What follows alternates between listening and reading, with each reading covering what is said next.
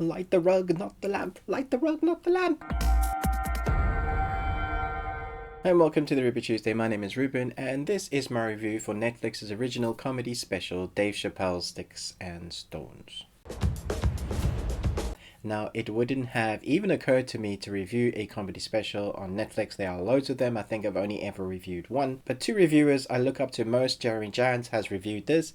And what I heard him say in that concerned me. So that was surprising. And Chris Stuckman, he's also said something about this. And so I thought I would go and have a look at it for myself, because apparently this is very controversial, especially to the LGBT community, and I wanted to see why this particular comedy special had, it seems, a lot of people up in arms.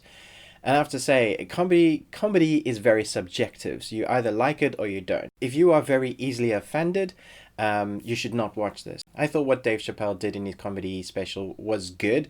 I actually think he's a very good comedian. The way he starts a joke and he'll round it up maybe 10 minutes later, or he'll have a segment and he'll work it towards the end of the whole segment. I think that's very clever. He hits tones and notes for comedy. If you've seen any, I've seen quite a few. I love Michael McIntyre, although he's much cleaner than Dave Chappelle is. They both have similar tempos and beats in the way they present their comedy. But I can say that this type of comedy that Dave Chappelle does is definitely for shock value. I wouldn't be surprised if the comedy that he's done specifically is to get a rise up of certain people to, it's almost like that saying, any press is better than no press. And because he's been so controversial within his sketches, it's now heightened his special to where everybody's talking about it, which I guess is clever in a way. But at the same time, I thought it was weird that people thought that there was one particular group that he singled out and they were so upset about it. The thing about comedy is that if you're a good comedian, then nothing is left off the table because it is just comedy. The audience was packed. There were thousands there. It was a mixed group of people from all ages, from all sizes, well, from 18 up, because that's the requirements for the show. Everybody seemed to enjoy a show. There wasn't like a particular group of people when he said a particular joke that weren't laughing. So that was interesting to me. At the same time, he starts off his sketch show with a suicide joke. Nothing is left off the table. Abortion, suicide, race and gender.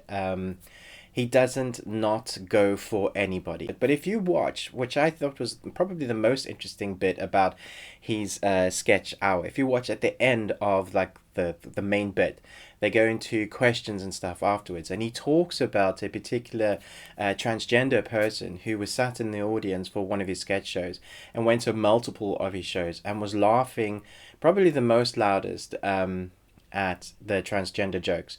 And it was interesting to him that he was having this conversation with, he even had a drink with this person, and didn't, and wasn't offended.